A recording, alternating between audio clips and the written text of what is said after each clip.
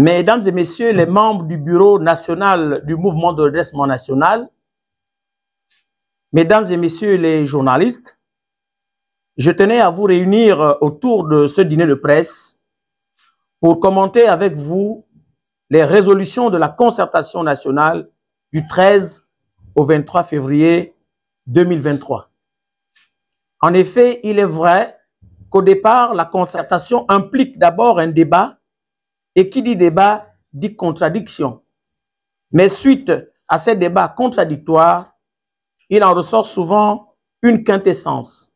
Voici donc la quintessence de la concertation convoquée par le président de la République, son Excellence Ali Bongo Ondimba. À propos des élections, il en ressort que le chef de l'État sera toujours élu au suffrage universel direct au cours d'une élection à un tour pour un mandat de 5 ans renouvelable indéfiniment. Ensuite, l'âge à la candidature a été revu de 18 ans à 30 ans pour tout candidat à la présidence de la République.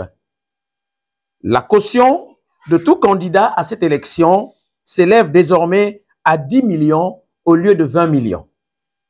Ces mesures vont impacter le reste des élections, à savoir législatives, 5 ans pour une caution de 300 000, sénatoriale, 5 ans pour une caution de 250 000. De même, les sénateurs nommés par le président de la République doivent l'être à parité entre la majorité et l'opposition. En effet, le comité d'ad hoc a arrêté les modalités sur le fonctionnement et la subvention des partis politiques ainsi que du statut des chefs des partis politiques. Un travail qu'ils vont continuer à faire à partir de la fin de ces assises. Mesdames et messieurs les journalistes, chers militants, voici déclinées succinctement les résolutions de la concertation nationale du 13 au 23 février 2023. À cet effet, le Morena, par ma voix, tient à féliciter le président de la République, son Excellence Ali Bongo Ondimba, pour avoir initié ces assises. Elles nous ont permis d'élaguer certains points d'ombre et d'arrondir les angles sur d'autres avant d'aborder les échéances à venir. Le Morena tient également à féliciter les deux groupes, majorité et opposition, qui, malgré des débats parfois poignants, ont pu mettre du vin dans leur verre et penser Gabon d'abord. Aucune œuvre humaine n'est parfaite.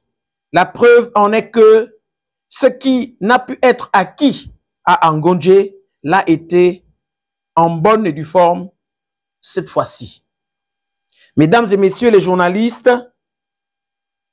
je vous informe également que nous allons tenir dans les tout prochains jours, le samedi 11/3/2023, dans la commune d'Akanda, un séminaire de formation sur le processus électoral avant, pendant et après les élections.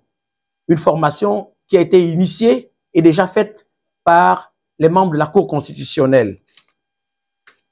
Mesdames et messieurs les journalistes, chers militants, je vous remercie d'avoir répondu présent à ce dîner de presse. Merci encore.